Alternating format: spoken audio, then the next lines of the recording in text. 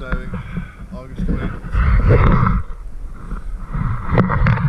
Missing some paint off the bottom of the keel. I guess this boat was struck by lightning yesterday. Possible that that missing paint is from that.